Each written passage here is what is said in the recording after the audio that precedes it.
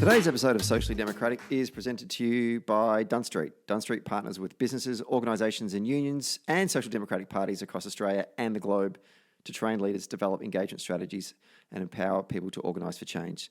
And in 2020, Dunn Street will continue to work with folks that want to make a difference, inspire, give hope and enable leadership to achieve their shared purpose. To find out how you can partner with Dunn Street, hit us up at dunnstreet.com.au. Hello and welcome to another episode of Socially Democratic, your weekly centre-left political and cultural podcast that dives into the progressive issues of the day and the people leading them from home and abroad. On this episode is our Northern Territory election preview. We're going to be joined by the former party secretary for Territory Labor and a guy that's still working on the campaign, but from a consultancy perspective. So we're getting some insider Labor ball here.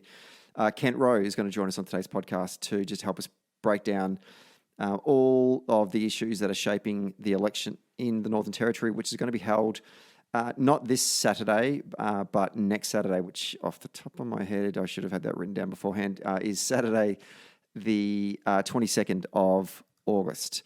So I literally think that this is the only Labor podcast that will be doing a preview of the Northern Territory election. So if you want to get all the inside news, this is the episode to listen to. Don't forget to subscribe to the podcast on Apple Podcasts, Spotify and Stitcher. And if you're an Apple Podcast user, please leave us a rating and a review. And for all of the updates about the podcast, follow Dunn Street on Facebook, Twitter, Instagram and LinkedIn. Let's get to today's episode.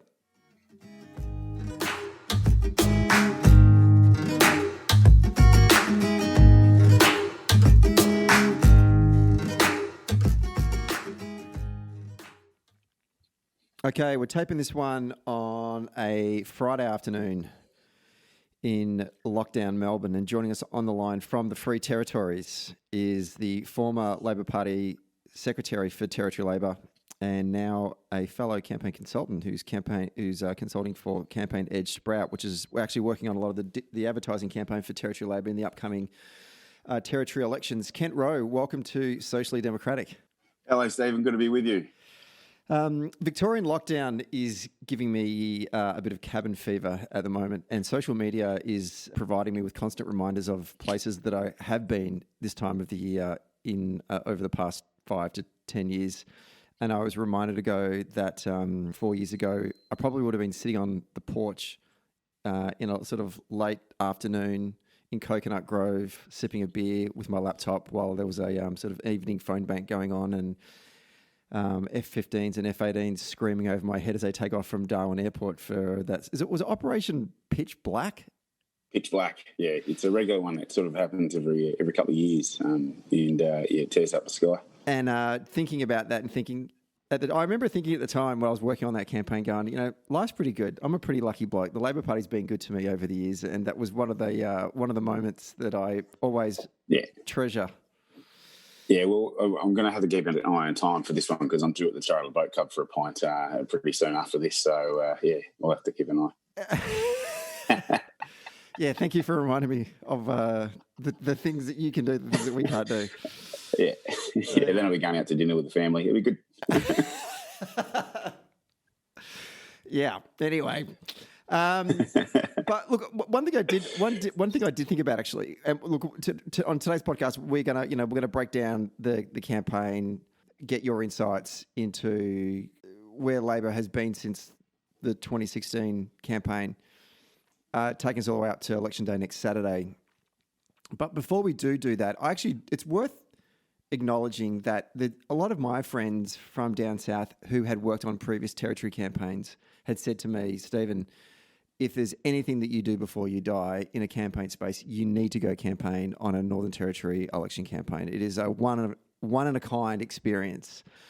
And I came up there for 2 months, I think it was. And I wasn't disappointed. I was not disappointed in any way, shape or form. It is one of the most formative campaign experiences in my life. And it was certainly great working with you as the party secretary. And without blowing too much wind up your ass, you were the No, keep going. Yeah. You were the Territory campaign director that oversaw Labor being returned to office. in a landslide election victory in August 2016. And it was correct me if I'm wrong here, but it was the CLP suffered the worst defeat of a sitting government in Territory history in that landslide election that brought Michael Gunner and his team into government. Yeah, no, it was a very heavy defeat for the Tories across the board. Not many times in your life do you reduce them down to two. We'd knocked the opposition down from 2001 to 2005. We knocked them down to 4 after that election, and assumed that was probably the best we're ever going to do. But we pulled off a pretty miraculous victory. Not necessarily in terms of there was a lot of things going our way, but we really had sharpened the saw in terms of what we were saying and how we were going to deliver those messages based off the back of the hard work of a lot of people around the place in real investment and not just sort of financially, but sort of emotionally into direct voter contact, which meant that, there was probably a handful of seats that if we weren't putting the work in, they probably wouldn't have got over the line. But we pushed a whole range of seats over the line that might have been tough otherwise. So there's people like Tony Stevens is sitting out in Brennan right now that was probably in a seat that we wouldn't have thought we'd picked up in 2016. But being pre-selected in October 2015 and Christmas 2016, he knocked on 1,500 doors, which is roughly a third of the electorate. So it is a place where DVC matters everywhere, but this is a place where the numbers of people you talk to are significant parts of your electorate. You don't just have to target hard parts; you can go after all of it. So there was a lot of people involved, and a lot of people did some really great work. And it was the real understanding that people vote in elections, and people vote for how they feel and whether they think that they're looking after. You're going to be able to look after them in Parliament, and we put a whole lot of people out there, and that were truly representative of the people they were going to look after, and we allowed them to meet them and develop relationships with them, and that was the basis of where we. But we also picked up our first seat ever in Alice Springs in Braylon with Dale Wakefield, and we won Catherine for the first time. So these are sort of urban areas of the remote territory that we've often lost in really, really heavy circumstances before, and we for the first time showed ourselves and our values and how they align with the people of those places. The diversity of campaigning in the Northern Territory is remarkable because you have the urban centres in Darwin itself and the sort of satellite city, Palmerston, which kind of has a different feel about it, but is only just down the road. Plus, places like Catherine and Darwin you mentioned, but then also there's these, huge electorates. So some of these electorates are quite small and have 4,000-5,000 electors crammed into 3 or 4 kilometres. And then you have, electorates that my brain can't even consider how big these electorates are. And we'll talk a bit about how do we overcome those challenges later, but just sort of give us a bit of a flavour of what it is like to campaign in the Territory. Sure. So I think one of the big challenges that's very different to most other places of campaigning in the Territory is the dynamicness of our size. And we're a little bit like the TARDIS in a way. We're a lot bigger on the inside than we are on the outside. So you might look at us and say there's only 100,000 people, but in that 100,000 people, there's probably 20-odd distinct voting universes and, demographics of people when you have to take that into consideration. You've also got to understand the scale of economics in a way of a campaign, whereas in some of those big places you'll have a lot of really heavy resource poured in, and you might be involved in part of the campaign but not part of different parts of it, or there's a lot of other people to pick up the slack. Whereas up here, the meta of politics and the micro of politics really sort of live side by side, and you can be. And it's quite often I'll be sitting in a meeting where we're talking about strategy and what our media messaging is one day, and then an hour and a half later I'm out on the doors and sort of talking with somebody about teacher cuts or public service cuts, and so there's a real need to be good at every part of your game up here. And if you campaign up here, you need to have the ability to switch up pretty quickly on how you're performing and how you're doing and how you're engaging. The other really good thing about the size of our electorates too is it doesn't really matter whether what part of the party you've come from, and if you do get a chance to come up here and spend a couple of weeks with us during the campaign sometime, you'll notice that there's when the campaign itself is actually on, there's a real melting pot. So it doesn't matter what group you are from or or faction or anything like that. We sort of all end up at the same pubs having a few beers, and it's you really get back to the fact that we all wear red shirts and we all really want to get Labor governments elected. And it's there's a real camaraderie that you get to develop, because you might be in one seat and somebody else in the other seat, and you might meet up at the end of the day or the end of the week, and there's a real sort of lifting of the spirits, which I don't until I've campaigned a few other places, and you sort of get locked in your own little electorate world, and that's where you stay. Whereas here, you get to feel like you're part of the bigger team that's going on all the time, and that's something we really encourage, because at the end of the day, as much as effective as door knocking is, putting in 30-odd hours in 30-degree heat when the humidity's starting to pick up, having some comrades to sort of pump up your energy isn't necessarily a bad thing. So in terms of what does it look like? For the territory election, we've got 25 seats up here. For the people that playing along at home, that means we've got single-member-based electorates. So we've got 25 races that are happening, simultaneously. We've got the Darwin urban area, which I think at the moment's got 13 seats in it, or maybe 12 and a bit, which is roughly what we would call Solomon if you think about it in a federal context. And that covers Darwin and Palmerston and has some little Darwin rural elements to it.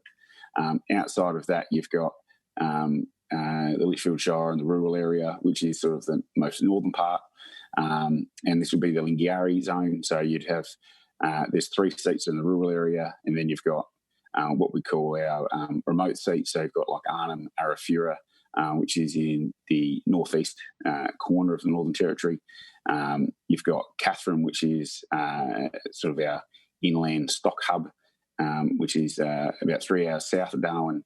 And then another 8 hours south of Catherine, you've got the centre of the seat of Barclay, which is Tennant Creek.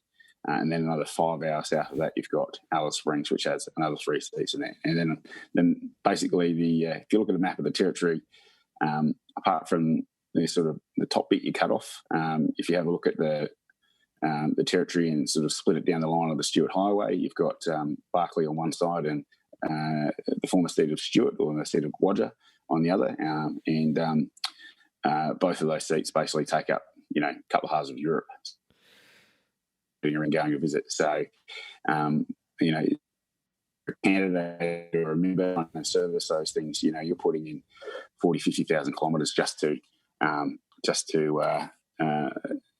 meet all the people we need to go meet. The distance is incredible, and if you're a field organizer and you're driving to a door knock and you're halfway there and you've realised you left all the walk packs back in the campaign office and you've got to turn around and go back and get them. If you were driving from Tennant Creek to Alice Springs, which is an 8-hour drive or whatever, and you realise that you're halfway there and you've left the door knocking packs back in the office, that's a little bit of a different challenge. Do I go back and get them? Yeah. Yeah, no. Do I just stay out in the desert now until the campaign's over because I don't want to admit that I've done this?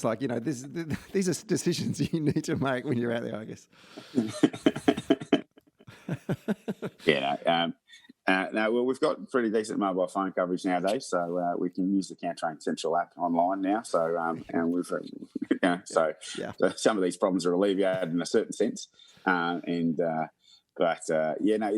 some really, strange logistical challenges. So we have a ballot draw is on the Thursday, so that was Thursday last week, and by Monday the remote access polling has started. So people are driving around the territory, collecting votes. So we've actually been voting up here since Monday in remote and rural areas. So if you don't have those ballot orders finalised and you don't have those cards printed, and if they don't make the right people by a certain time on Sunday afternoon, then they miss the first 3-hour drive south, which is followed by, another 3 days of driving following this remote polling schedule out. It's a difficult thing. Where did Territory Alliance spring from in terms of this division within the Conservatives? Sorry, you got me. I got emotionally sidetracked by that whole thing. It took a little bit of energy out of the tanks. Where Territory Alliance sprang from, so Terry Mills, about 4 weeks before the last election, decided he was going to put his hat in and run for Parliament. Terry's been a player for a long time in Parliament. I think I was 15 years old when he was first elected. And if anyone's seen Vision of his podcast, I'm no longer anywhere near 15 years old. Terry had been around for a while, lost his leadership, left the Parliament to take up a really, really highly paid consulting position in Indonesia, and then sent a tweet that was mean to Adil Giles, so lost his position in Indonesia and came back and decided to contest. And when the new Parliament was formed, and there was 2 CLP members, there was Robin Lamley, who was a former CLP treasurer, elected. Obviously Terry Mills. There was always some sort of thought that at least Terry and Robin, who were seen as being victims together, would find a way to form together. That has taken lots of evolutions. There was talk that they were going to form the North Australia Conservatives Party. There was talk that they were going to bring the Nationals up to the NT, and for people listening that probably aren't as in tune with Northern Territory political history, is a bit of history repeating itself, where former CLP Chief Minister Ian Tuxworth in the 80s, who had lost his way inside his party, tried to bring up the Nationals. And so the Nationals and the CLP actually had 3 corner races in the 80s, and were basically wiped out except for Tuxie holding his own seat. So that was the last time they tried that. So the Nationals, they came out and announced they were going to form the Nationals Northern Territory branch. The Nationals, I think, just from memory, and I might be foggy on this, but the Nationals came out within a couple of days and said, no, you're not. So they went back to the drawing board. Terry decided he was going to do Terry's Alliance Party, and they have come out and they've got themselves together, and they're running as a third force now. They've picked up some former Labor people as well, and they're trying to present themselves as a sort of third way alternative. But the stark reality about Territory Alliance is they're a conservative choice, not necessarily a progressive alternative. Terry Mills and his party, were voters against gay marriage. They voted against RU486. They a lot of really regressive social practices are sort of hidden just under the surface of what they do. So they are. They're definitely new in terms of branding, but they are probably not so new in terms of the policies they've come up with and the ideas they want to take forward. We'll come back to them later when we have a look at some of the seats and where they may pose a bit of a threat for us. But I want to turn our attention now to Michael Gunner and his leadership over the past 4 years. And I feel like we need to kind of draw a line in the sand and to sort of reflect on his leadership pre-COVID and then since COVID. Going into sort of pre-February, March this year, how would you have described Labor's standing within the electorate heading into an election year? I think it'd be naive of me to say that we're anything other than a bit of a tough spot. We were. I think we suffered greatly from the fact that there were 18 Labor members of the Parliament, 2 formal opposition members, and a handful of other people sort of scattered around the place, which meant that you didn't really have a concerted opposition force united against you. And I sort of equate that to being sort of we were naked on a stage with every floodlight pointed on us and people sort of pointing out every nook and cranny and crevice. So I think there was definitely some issues that were created around that. So and everything was people only looking at one side of politics for 3.5 years. I think too the other thing that sort of framed up a lot of the negative debate up here is some people might remember there was an article that came out on Four Corners about 6 weeks before the last territory election that was around youth justice and the treatment of prisoners in correction centres up in the Northern Territory. And that came out with a commission. And the findings of those commissions and the response from the community and people were that the reality of the situation with how to deal with youth crime hadn't actually been addressed, and that the balance had gone too far the other way. And so that's helped frame quite a negative perception around youth crime and the actions towards that. So probably similar to what Dan Andrews faced in the lead up to the last Victorian election with the Axis gangs and things like that. Sort of there's a lot of high feeling centred towards it. So there was some feeling that there wasn't the right decisions made in that regard. And then the other big one was, how well our financial position has been. So the Northern Territory is a place that relies on federal funding a lot for its existence. There's an old saying that we like to talk about at pubs, which is horizontal fiscal equalisation is the glue that binds the nation together. And we just need a little bit more glue. But when you have a look at the Northern Territory over the last sort of 10 years, there's been something like 20,000 federal public servants that have been moved out. So that's not just them, their wages and the people that moved up, and that includes defence people as well. That also then affects the amount of GST that we get funded that goes along with that. So there's been some really dramatic shifts in the revenue base of the Northern Territory. And when you have significant revenue-based shifting, plus the economy hasn't been quite as strong as it needed to be, it means that we've been really in a spot where we've been vulnerable to the traditional, Labor debt sort of attacks from the Conservatives. So in a way, there was a lot of things that were forming up to be a really conservative dream on what they could attack the government on, but there were still opportunities for the government to talk about what they'd done. So, when they talk about debt, we talked about what they cut. They cut over 600 teachers or support staff out of our schools, and when you're in a small place, 600 teachers is a lot. They promised not to sack public services, and within a month of getting in, they'd done a hiring freeze, and that includes people on temporary contracts that then just weren't getting renewed. So they were effectively being sacked. And there was a whole raft of these sort of deep cuts that they were doing across the board. They promised to recruit 120 teachers in their 4 years. They, I think, only got up to 60 or something. There's all these things where they stopped investing in the community. And one of the big problems that we had when we got in was we had a community that had been cut back to bare, which then stalled our economy, which also meant that people weren't getting the services that they needed to get for the place to function properly. So we had to spend a lot of time, a lot of money and a lot of resource getting things back up to speed and making sure they work. And, there's some really great results that we've seen across the place that have come out. So, for instance, there was some really good NAPLAN results that we'd had for a while where dragged our rates up quite significantly. I don't have the figures in front of me, unfortunately, but because I don't think I'll be talking NAPLAN today. But we've actually seen a lot of fruits of our labour. And one of the other really big things that we're proud of, which is a great story for the bush. So in the bush, over the last term of government, I think there've been 30 houses built in the Giles term. I could be slightly off on that figure.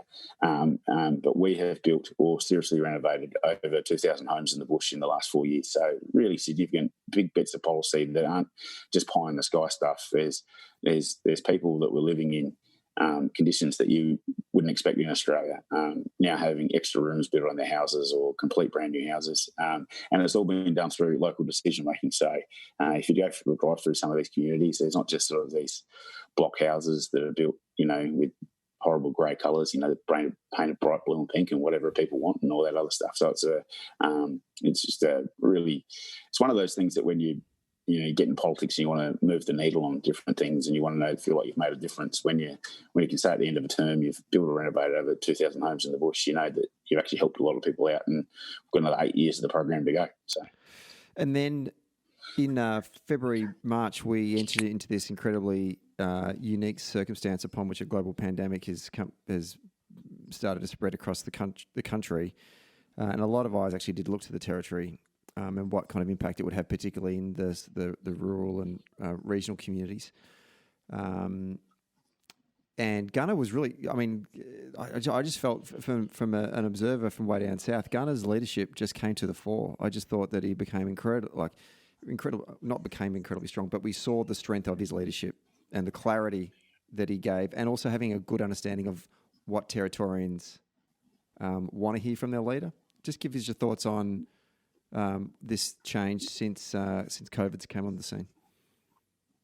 Yeah, so a lot of people talk about how Michael's leadership has changed, and I kind of agree with you. It's not that his leadership has changed; it's just that it's been viewed, or it's had an opportunity to be viewed in its entirety.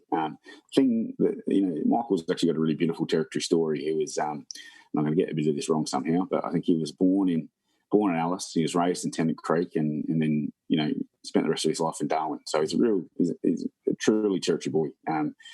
Came up through housing commission and all that sort of stuff. He wants to be like he's just had his kid here, and he wants to have his kids here, and it's one of the problems with the territories. You get a lot of people that come up for a little while. They sort of take as much as they can, or they skin the sheep as much as they can and disappear.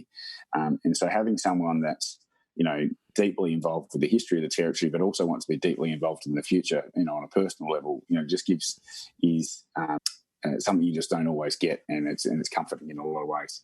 He was the first territory leader. The other thing about Michael, first territory leader to be born and raised in the territory as well.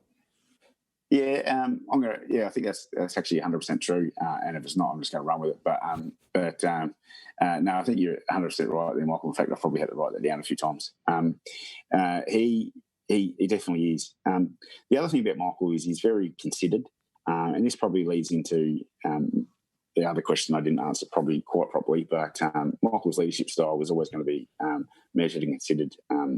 We obviously had a few inquiries into the last term of government. So one was the Pepper inquiry into onshore hydraulic fracturing, and that was a difficult policy decision. And I know probably not everyone listening to this podcast is going to agree with it, but they went to the people with a moratorium to have this inquiry. The inquiry was done. We had absolute experts into it. He actually listens to expert advice when it comes to making big decisions like that, and then operating off that expert advice. So there's a lot of leaders around the place that will shoot from the hip and tell you they know everything in the world, and that's really easy to look good doing that. But it's not necessarily always you don't end up in a good policy place afterwards. Whereas Michael is a policy purist in a lot of ways, and how do we make good decisions, and how do we keep making good decisions going forward, and we listen to the right advice. What COVID did was COVID slowed the world down.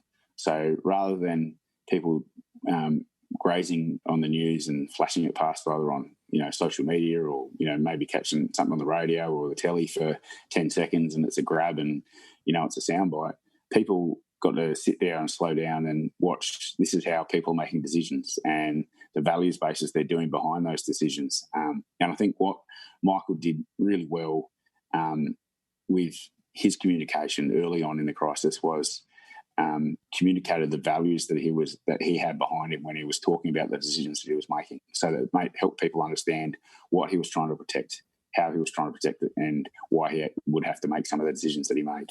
Whereas some other leaders across the place, probably even nationally, I think the federal government, I'm not going to be too hyperly critical of their handling of COVID either, because I think at the end of the day, we were probably one of the best countries in the world, even though, we're still going through a bit of pain in some places now. We didn't, as a whole, we did a fairly decent job, especially when that first wave was coming through. And what Michael was able to do was just explain and show why he was doing those things. And I think people responded to that. They responded to his authenticity. They responded to his considered nature. But they also responded to the fact that he took the action necessary when it was necessary to take it, rather than sort of be frozen in the headlights by this, invisible threat coming towards us all. And the other thing you need to understand about the Northern Territory, there was a really big concern with what was going to happen in rural and regional and remote areas. So we've got 30% of the territory is obviously Indigenous, and we all know that those guys have a significant gap in terms of lifelong health stats. There are a lot of underlying health conditions out there, a lot of problems where people were vulnerable, and if we hadn't acted early and COVID had got out into some of those communities, we would have seen we would have had some really, really serious and deeply sad headlines coming out of the Territory very quickly. So we had to act fast, and we had to protect lives. That was the number one thing we had to do. And thankfully, we didn't get any community spread, and definitely no spread in those areas. And the job over, whether it's Labor continuing or any government over the next couple of months is, however long it's going to take, is going to be making sure that those remote communities stay protected. How has the community, broadly speaking, across the Territory responded to the way that the government has handled coronavirus? Just the general sort of talk around people. I think most people are proud of the way that our government in particular has handled this crisis, and how Territorians as a whole have handled the crisis. I think we've all done what we needed to do when we've needed to. So there was no, whether it's from industry or from just people on the ground, people understood the threat that this posed. Obviously there were some industries that were hurting really early on. Hospitality and tourism was shut overnight, and they understood it. And I think one of the other things people need to understand about the Territory, which is a bit different, you probably have a mental form of it, but don't quite understand. But we operate in a very sort of backwards weather nature to all you guys down south. We operate in a dry season and a wet season. The dry season is our high tourist season, so which is your winter. So we were basically, which is obviously one of our larger economic performing times. Not sure that's a correct sentence, but it's a good economic time for us. We've got V8s and races and armies of what we call. Yeah, you've got the cups. You've been there. Armies of grey nomads coming up in camper vans, and people going out to Kakadu, and they're seeing all the weird and wonderful things of the Northern Territory, and that was just turned off overnight. So what you have is a lot of business and operators that had just come through a pretty lean wet season, looking to do a bit of cost recovery and put some capital in the bank over a dry season, then it's just sort of taken away. So we have a situation where we had a lot of people in a lot of pain straight away. So the second part of the response was not just the health response, but it was the economic response, and the government went out really, really early, really, really fast with grants to adapt. So how could they adapt their business, and how could we help people adapt their businesses to survive? So, for instance, there's a really good burger joint on Nucky Street that I've probably taken you to once, Stephen. That it's a high quality gourmet burgers, and they had a license, and now you can get a takeaway burger and a takeaway beer to go with it. So there's just all that sort of things that we just sort of how do we best stay ahead of the game, and how do we change? Obviously, we were able to open our pubs and clubs and things like that a bit faster, which I think has a twofold effect. One is getting businesses open, people back to work, but on the second thing, it really reinforces that community aspect and that sort of social part of our life. So I don't mind having a beer and a palmy at a pub occasionally, and it's just it's a really stark reminder that how lucky some of those things are that you just sort of take for granted as normal in your life. We've got to be open because we did the right things at the right time. There was a great moment. I think I saw Michael Gunner doing a stand-up press conference where he was imploring everyone to just hold off. Look, I know you want to have a beer. I know that like it was just this genuine honesty that I just thought he was speaking fluent Territorian. That I don't think any other leader in the country could, get away with. I mean, Daniel Andrews sort of on the whole, I know you want to get on the beers, which became a bit of a meme in itself, but just the way that Gunner was sort of just reaching out to people saying, look, I get the hardship that you are going through right now. I get it. Yeah. But you just got to work with me on this one for a moment, folks. Just to hold on, all right? Yeah.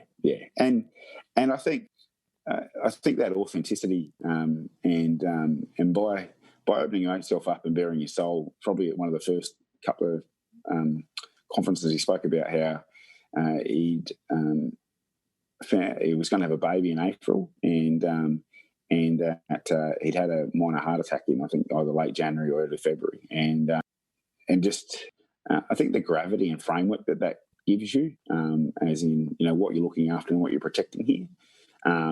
And he was really open and honest about, you know, how that had affected him and what he was worried about, you know, when COVID was coming, because, you know, people with heart conditions, like Michael and myself, or any other serious underlying condition, you know, this insidious disease was coming for us all. And that openness and authenticity, I think, a lot of people found themselves able to easily identify with the struggles and internal turmoil that he was going through as a human being, not just as a leader. And I think that's what you know, modern politics is missing a lot of times, is we often try and put up such sanitized versions of different things that we forget how to be real people. And at the end of the day, politics is about people. It's about connections. It's about you know, leading people, not just managing them and managing things. And, you know, I think that's something we do a whole lot better when we do it right on the progressive side of politics, because we're not just solving a problem in a textbook. We're making sure that people can actually get on with their lives and do the things and be able to feed their family and keep them safe. And at the end of the day, that's why we do what we do. If there was ever a time in which, you know, public narrative has such an important role in in leadership and in communication to a constituency, it is now. Like the story of self, the story of us, the story of now. The story of self, best articulated by Michael Gunner when he talked about the impact that it had for him, and the concern that the challenge that faced him was a heart condition, you know, a health challenge. The story of us that everyone else across the territory would also, and you even said it yourself, like it resonated with me because I too have, you know, I've got some health issues that I was worried about. And then the story of now a present, real urgent challenge that is before us that we physically cannot see, but we certainly can. We are certainly aware of it. And we know what that challenge looks like because we've seen what has happened to people in the United States, to people in Britain, to people in Italy and Spain and parts of Europe. And then therefore, what is the ask that we put on our community right now? And the ask is, we all need to work together here. And we all need to do things like stay indoors, or you know, wash our hands and wear masks and all the stuff that it just, as an organizer, it just makes perfect sense. Yeah. There's a question coming here, and that is, but that can all be completely stuffed up when the media don't want to report it that way. And I find it interesting in Victoria that I think journalists are getting very frustrated right now because there is no filter between Daniel Andrews and the constituency, because he's doing press conferences every day. I think he's done like 42 in a row now. And he's talking directly to the community. And it's annoying the media because they can't spin it the way they want to spin it. I just want to get a sense from you about the NT News, which everyone knows about the NT News for all its incredibly funny headlines, but it is actually a legitimately serious paper for the people living in the Northern Territory. How have they behaved covering the Gunner response to COVID? Yeah. Is this going to air before the election? Are they going to hear this before I? This will be going up live. So, it's going up later tonight. So, by all means, feel free to temper your remarks, Kent Rowe. No, I think not just the NT News up here. We've obviously got a lot of journalists buzzing around, but I think it's. I think it would be fair to say that when the initial response was happening, the NT News was, and the media up here was definitely on board with this is a big threat and what do we do to stop and deal about it. But I think there was a lot of times where people would want to move on and try and do their own agendas. So there was quite a heavy push around June, July to open our borders a lot faster than Michael was prepared to do, and the government was prepared to do, and CHO was prepared to do. There was a significant push from lots of different sectors, and it's definitely those from the media as well. And that, in fact, that crescendoed with the opposition leader, Leah Finocchiaro, coming out in June, thinking that she had the wind in her sails, saying that if she was Chief Minister, she would open the borders by June 22 or July 22, June 22, I think it was. And it was just a really sort of, reactionary comment that was born out of the fact that there was a campaign being, there was a movement happening editorially from a few different newsrooms. It'd be fair to say that the sentiment from that push wasn't backed up by anyone in the community. And I did see a poll the other day for Dan Andrews after watching getting smashed on every platform I've seen for, whether it be a news site or Twitter or everyone should get off Twitter, by the way. It's really bad for your mental health. But whether it's one of those things, Dan Andrews was just off Attila the Hun as one of the most hated people in the history of the planet. But as soon as a poll was done, 140,000 people, jump on, and I think it was 60 or 70% said that he was doing a good job or they'd handle it the right way. And it just shows you that you don't, you have to do what you think is right all the time. You can't do what the most pressure is being put on you for, because at the end of the day, doing the right thing always holds up, but responding to media pressure doesn't necessarily always hold up. So, it's a real point of difference up here where, Michael said he'd close the borders and protect lives and protect jobs and keep you safe, and the CLP leader was out saying we'd open borders because there was a bit of a run on. So I think it's really important that you always hold the line and do what you think's right and keep working hard and doing those things. And I think Dan from afar has been working really hard with a really complicated place to do the best they can. And it's my comrades in Victoria. I know that all my friends that I've spoken to over the last little while, they just talk about how this stage of lockdown's a lot harder than the first, and it's the little things they're missing out. So any of my friends listening that I've spoken to over the while, although I will post the occasional photo of a beer, I do actually worry about you. And after the election, you'll get some mental health calls, I promise. But it's a really, really powerful thing for leaders to be able to communicate directly with their constituents, because that filter, as we know, just the way that politics is trending across the world, and the way the media is needing to trend just to stay relevant.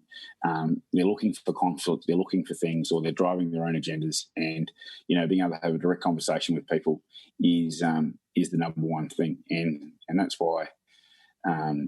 Whether it's the media or, you're talking at a press conference or using your social media or you're on someone's doorstep, having that direct conversation with somebody and not having someone else's opinion put through the middle of it is what we need to do to survive. Because at the end of the day, progressive politics is built off complex thought and complex policy and a structured way to why we do what we do from a values base. We can't just come up with a one-liner and shoot from the hip and win all the time. I mean, we can do that sometimes, but we're not the party of one-liners, and we're not the movement of one-liners. So it's about having that right values base, and it's about having those longer conversations with people and being able to explain the why, or as you more eloquently put it, Stephen, the story of self, the story of us, and the story now.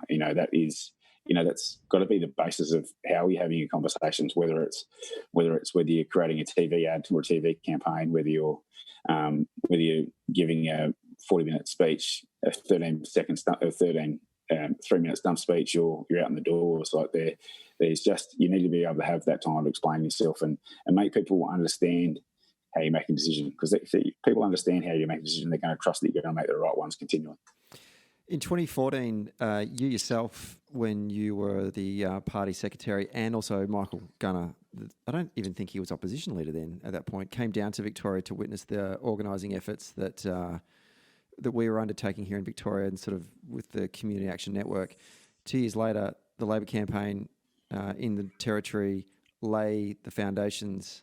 I think you often refer to it as Rio. of field organising as a part of your broader campaign strategy. Obviously, mobilising volunteers and supporters to go and knock on doors, make calls across the territory. In fact, one of my highlights was when, I think it was on the Thursday night before Election Day. No, not that highlight. I do have that in my notes, and I was wondering if I was going to talk about it. Maybe we will, maybe we won't. The Thursday night before Election Day, we had a phone bank, and Gunnar was going to come down at the end and sort of thank everyone and just say a few words and have a couple of beers and some party pies and stuff. The phone bank was so goddamn busy, everyone couldn't fit into the phone bank, but because the weather's so lovely in August in the Territory, that everyone was sort of sitting out on the grass out the front of the campaign office on their laptops, on their mobiles, making calls as the sun goes down. I was just like going, this is, you can't write this into a bloody TV script. This is fantastic. And the energy and the enthusiasm amongst those volunteers that night was just, if you could bottle it, you would take over the world. In 2020, how's the field operation looking as we're a week out from Election Day? Yeah, well, we'll start from the start here. I did get a chance to come down and see the field operations that you guys had set up in Victoria in 2014, and I thought we worked hard. I thought we worked really hard. I thought we did door knocking. I thought we did that stuff. And I walked into, and I just want to tell people about the powerful experience that I found there, and it's the one that stuck with me, and it was the one that lit the fire for my passion for community action networks and this grassroots organising the way that it's done, and also the eternal flame that I hold for you, Stephen. But I was shuffled off into a phone bank in Paran. I'm saying that right, Paran? Yep. Paran, yep. And I walked in, and nobody in that place knew that I was a branch secretary from somewhere else. They just thought I was just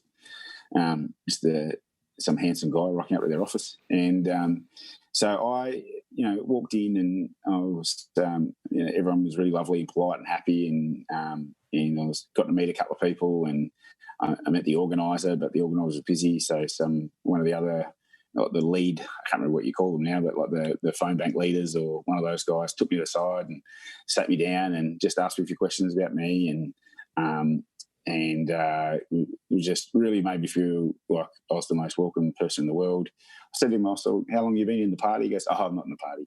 I was like, "Oh, okay." And he goes, "How long have you been involved with this sort of stuff?" He's like, "Oh, March. This is October or September or something." And I'm like, "Oh, okay. That's amazing." And then he sort of talked about everybody else, and everyone else had a really similar story. And for me, politics in the Northern Territory for a long time had been about 30 or 40 really hard-working people that worked really hard on every seat at every election, and that was, we were maxed out and burnt out and all that sort of other stuff. I'd go through 3 pairs of shoes in an election cycle by letterboxing and all that stuff. And I walk into this place where, there was people that had never been involved in the party or the movement before that were, giving up their Thursday, Friday, Saturday nights, and they were making calls to people that, that we didn't know we were going to vote for the party, and it was just the same sort of feeling you had with that last phone with us. I was like, I need to get some of this electricity and put it in the bottle, lightning, put it in the bottle. Like, this is absolutely incredible. The nature of the place where everyone was supportive and looking after each other. And what that was able to do was help alleviate everyone's individual social anxieties, before you jump on and make a call. Like, I hate phone calls and doing like, I get so much anxiety before I do it. I build myself up. But it wasn't just that. It was the machinery-like nature of the support that goes behind making, that even one phone call. It's the training of the lead phone banker to help other people train. I got run through conversations before I was allowed to jump on the phones just to make sure it had a little bit out of the way. It was the resource scripts that help give you pivot points and help you find your own values and talk through those scripts.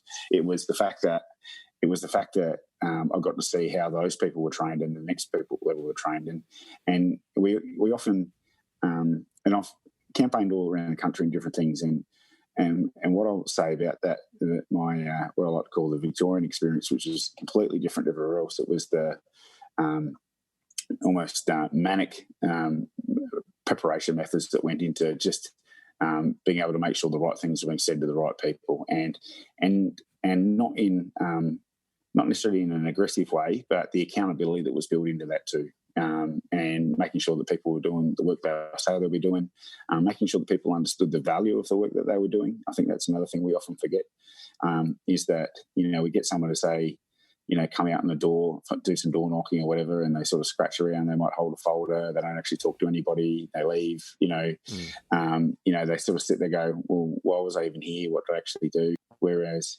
I walked into that place and they said, mate, tonight you're going to make 40 calls, and we think that, every one of those calls that you make, that you're going to be able to help switch and change a voter. And if you change 5 voters for the night and everyone in this room changes 5 voters tonight, that's 50 voters, and we do that another 10 times, then we've changed 500 voters, and that could be the difference this election.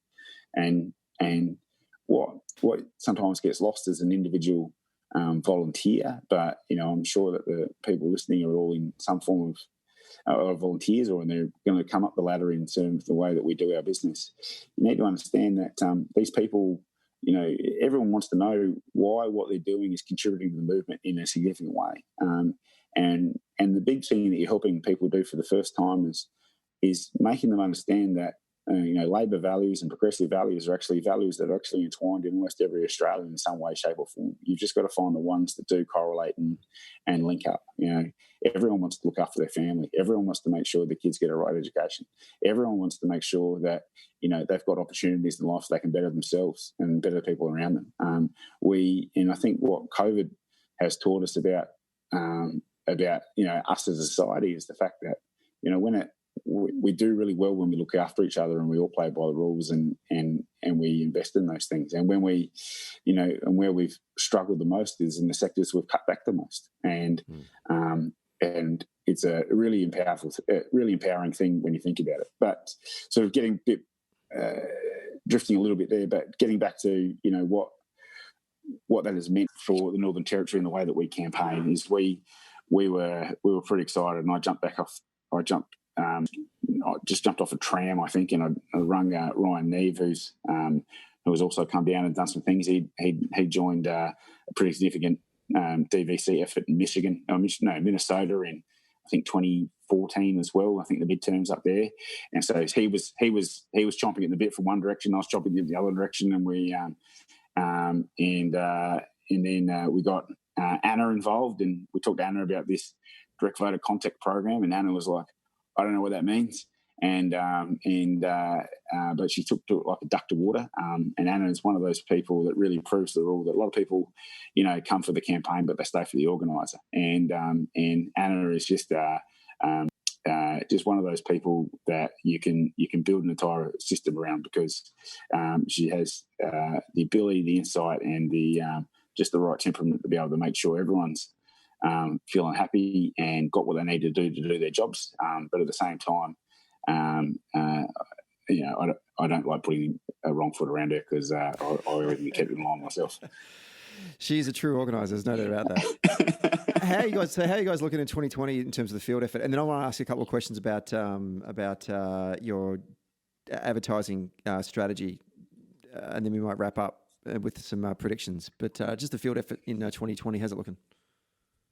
Look, I've got the last 6 weeks numbers for us. I know the numbers are around 100,000 contacts over the last 12 months or something like that. So we want people elsewhere to know that 100,000 contacts is the entire electorate. Yeah. So like the entire electorate, like all of it. Yeah.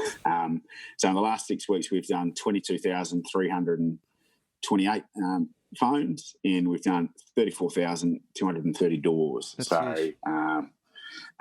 huge. We after coming back from Victoria and a few of us deciding that this direct voter contact program was the way to go, we really wanted to change the way that the basis of how we campaigned up here, and that meant breaking a lot of old bad habits. And some of that was easier to do, and some of it was harder to do. And people that are trying to introduce these programs and push these through different branches of the party across the place, you're going to find these barriers no matter where you go. And all of this, there's just some people that have been doing certain things in a certain way for a long period of time and struggle to adjust. And partly because that's been a proven system to them, and they know that how it is and that the way it's always worked. And partly not understanding the value of the new way you do something. But any young activist or not even young activist that's listening, I think one thing you need to take away with yourself is if you're not getting any better at something, then you're probably getting worse. The world is moving on around you. How are you evolving and how are you staying ahead of the game? And so for me, the days of spending half your media budget on a print campaign in a newspaper or spending 3/4 of your budget on paid media in general, those days that's the only way to get your message out had to be over. We went from in 2012 and 2008 and all the mid-20 elections, running a campaign that was basically a direct mail campaign that was accented by lots of other things. And, when you're paying 40 cents a letter, that was probably a bit easier to do. But now that you're paying $1.10 just to post something out in a regular post, if you're not getting UMS, that's significant portions of your campaign budget that are chewed up by one or two mail outs. And so, we took the modern science and the modern data on what persuades votes, and we know that an unaddressed piece of mail shifts probably, I think it's 1 in 1,000 voters, and we know that a well-targeted door knocker will shift 27 out of 100, which is probably about 3 in 10. So if I can give someone a 2-hour shift somewhere and they can knock on 40 doors and get me 10 conversations, and that probably shifts me 3 votes. Whereas if I give them 2 hours worth of letterboxing, they'll probably get through about 500, so they'll shift 0.5 a vote. If I know where I want to be, if I've only got 40 hours from that person over the lifetime of the campaign, I'd rather they go collect me 60 votes than 5 or 8 by then. Sorry, my maths isn't my strong point. But so it was a real change in behaviour and getting people to understand that this is why we're doing it, this is why we're pointing in another direction now, and this is why this particular part is so important. And as they say, the proof of the pudding is in the eating, and we definitely saw some fruit come out of it the last election, and we're hoping that we're going to get some good results this time around as well. Because the one thing that no matter what has happened, whether it be COVID or pre-COVID or all around, we've got a bunch of really dedicated parliamentarians and candidates that know that looking after people and talking to people one-on-one is the best way to do it. So they have been absolutely doing it. How have you overcome some of the logistical challenges in trying to communicate the campaign messages to electors that are in those remote areas that probably don't have access to more traditional media platforms? Yeah. So remote areas are difficult to campaign in definitely in what we class as a traditional sense, either urban or probably even what southern bush would look like. You still there's low take-up rates of commercial television. There's low take-up rates of landlines and things like that. Mobile phones. It's quite often most people have prepaid plans that sort of they'll just buy a new phone every time they want one, as opposed to having that number for 2 or 3 years. So there's challenges in having access to the right data to be able to communicate with people. But one thing we do know is, you might change your phone, but you never change your Facebook account, and you never change those social accounts. So we've really made sure that we've, in part of our creative production at this election, is make sure that we've given our guys as much material and assets as we can to be able to talk to their people, to how do they tell their story, how do they tell their local story, how do they tell why they're relevant to those people out there now, and talking to people, in their geographical locations, not just, dear people, I am good, like how do we really make sure that those messages are hitting the right people in the right ways, and so Facebook's definitely been a really great tool and opportunity for us to be able to communicate and talk to people, and And simple things like, do you know that you're going to be voting in a couple of days? Do you know that the mobile poll will be coming through? Or, there's lots of things that we're doing to actually just get out and have those conversations where we can. Turning to election night, any of our listeners out there that will be listening to ABC, listening or watching to ABC TV or Sky, whoever is going to cover it outside of the Territory, the election coverage itself, some of the seats that we want to take a look at to where government's won and lost, essentially. What are the seats that you're going to be keeping an eye on as the results come in? Yeah, well, I'll actually be counting pre-poll as the results are coming in. But one of the big things about this election is we predict that 80% of voters are going to have voted before election day. So that's really significant. So no, it's not quite the question you asked. It's probably the answer you wanted. So that's going to be really significant for us. But in terms of seats to watch, Palmerston's an interesting area for us. So we've held 2 seats out there at 2 different elections. We are trying to hold 2 seats out there in this coming election. I think that we've got outstanding people doing work out there at the moment in Tony Seavers, Eva Lawler, and definitely in our candidates, Mark Turner and Tristan Sloan. They're doing absolutely fantastic work out there at the moment, and they are leaving no door unknocked, as we say. You couldn't ask for much more out of a group of people that are really putting themselves out there. And if people only take one thing away from all the work you do in elections, go, that person works hard for me. That's a really big win. Because you're not always going to agree on lots of stuff, but if people know that you genuinely actually going to be out there working hard and not just using this as a pit stop to be able to get in the gravy train at Parliament House, then and I think people respond to that. So Palmerston, so the seats there are Drysdale, Blaine, and Blaine's also held by Chief Minister or former Chief Minister Terry Mills, and he's the head of Territory Alliance. Palmerston, Blaine, Brendan, Blaine, Drysdale, and Spillett are the 4 in that particular cluster that will be interesting to watch. Catherine is an interesting one to watch. So we picked up Catherine for the first time in 2016. Our member retired midterm, and now she wasn't going to be running for Parliament, Sandra Nelson, who will always go down as a Labor hero for winning Catherine for Labor for the first time. But she stood down. Labor candidate Kate Gainley is only quite recent onto the hustings, which has been unfortunate. I think with a bit more time would have been really good for her. But in saying that, I think it's a genuine 3-horse race in Catherine between the CLP, TAP, and Kate. I think that Kate is going to give Catherine a real run for its money. So that'll be interesting to watch. What's going to be interesting to watch there especially is what happens with the TAP and CLP primary votes. So at this stage, we don't actually really know who's going to finish second and third in that race, and then what the preference distribution is going to be, and that's going to cause that'll be where it spills out. So we know that CLP and TAP have got a bit of bad blood between them in different places, but they've got good relationships in other places. So it's just about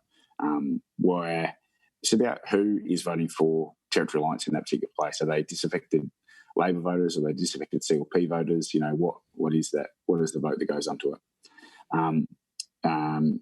So I think that's going to be a really interesting one to watch, Catherine. As we move down the track, or maybe not down the track, maybe up to the northeast. In 2016, we lost the former seat of Nhulunbuy, and that has been replaced by the seat of Malka. And it's basically the same place, it just has a much better name. And Lynn Walker is recontesting that after losing it to Mark Ungula. It's going to be a really interesting battle out there in terms of whether Lynn was able to regain any of the support from the communities that went against Labor at the last election. So, and whether we can maximise turnout in some of the places where we probably didn't do good enough get out the vote job in 2016. So that'll be one to watch. Daily as well is shaping to be quite an interesting electorate who are, they're actually at the polls right now, so they're 5 days into voting. There's Regina McCarthy, who's the Territorial Alliance candidate, has got some good connections through there. Anthony Venus, who's the recontesting Labor candidate, has been teaching and working out in Wadair, which is one of the larger Indigenous communities for a little while now. And CLP obviously held the seat, but have, with retiring CLP member Gary Higgins, we only lost that seat by about 130 votes last time. So it's not out of reach by any stretch. So again, that's going to be a genuine three-corner contest. So that'll be another one that's interesting to watch. Again, who falls second and third is going to determine where those preferences go. The other thing to think about preferences in the Northern Territory, and I might be slightly to blame for this in the reason that happened in the first place, but due to the escalation of voting booth antics with the appearance of moving screens and scissor lifts with signs and things like that, the Northern Territory government banned campaigning within 100 metres of the polling booth. That was the CLP government, and that's sort of remained in place. So being able to hand someone a how to vote card as they walk through the door is something that's dramatically reduced. So, whether preference flows coming out of that banning hold up the same way as the party would like is probably going to dissipate as well. So what we're going to see is probably more of a truer voter preference of those preference flows. So you can't sort of just go, well, that's on the card, so they'll get that. It's actually going to be a bit different. Another one, interesting one to watch is going to be the seat of Braitling in Alice Springs. That was held by former Chief Minister Adam Giles prior to the last election. He didn't think things were going very well for himself on polling day last time, and packed up at about 2:30 in the afternoon from a polling booth. Whereas the Honourable Minister Dale Wakefield didn't pack up and became the Honourable Minister Dale Wakefield. I think she got up by 31 votes or something off the top of my head. So never give up and never give in, guys. And so, again, Alice Springs is a place where we haven't been able to communicate our values with the electorate as effectively as we wanted over a long period of time. And it's about finding how well we've been able to do that over the last couple of years. But Dale's an absolute superstar of a human being, and if anyone, and has been absolutely putting in the work. So we just hope that she gets the result that she deserves. Dale's victory and Sandra Nelson's victory on election night was those, if I can use some sort of sporting parlance, when your team's just winning so well and all of a sudden you're just kicking goals from... No, I go for the Crows. I don't know about winning so well anymore. I know that, but at some point where you're looking back on election night and go, can you believe that so and so did? That was kind of like Dale Wakefield got up, the dickhead went home at 2:30 in the afternoon, that kind of stuff. It was just the stuff of Labor dreams. And I really hope that Dale Wakefield gets back up again in a week's time. The other one I want you to just give us a bit of a rundown on is trying to regain the seat of Fong Lim after Jeff Collins has left the Labor Party, now running as Territorial Alliance. How are we feeling about winning back that seat? Look, the hero in this story is going to be a guy called Mark Monaghan, who's our candidate there. Mark put up his hand. Mark moved to the Territory about 20-odd years ago. Went to Tiwi, was a teacher and principal up there, then moved out to Arnhem, was a teacher there, and he's come back in and stopped being a teacher, and he's involved in business, and he's just one of these people with a CV that's genuine, that is really, really good. And he not every candidate signs up to the program straight away, but we told Mark that if you're not doing knocking, you're not doing anything worth doing pretty early on, and he has taken all that to a duck to water. So it's going to be difficult. There's some naturally highly conservative areas in that seat, just through marinas and things like that, and some pretty nice places. But there's also a lot of sort of old school Labor heartland suburban area in there too, and so it should be good. Jeff would be fair to say never really caught on to the direct voter contact program. So that's been kind. That has been kind. I feel like it's okay. We can kind of, not I want to trash on anyone on the podcast, but I mean, like, yeah. Look, Jeff,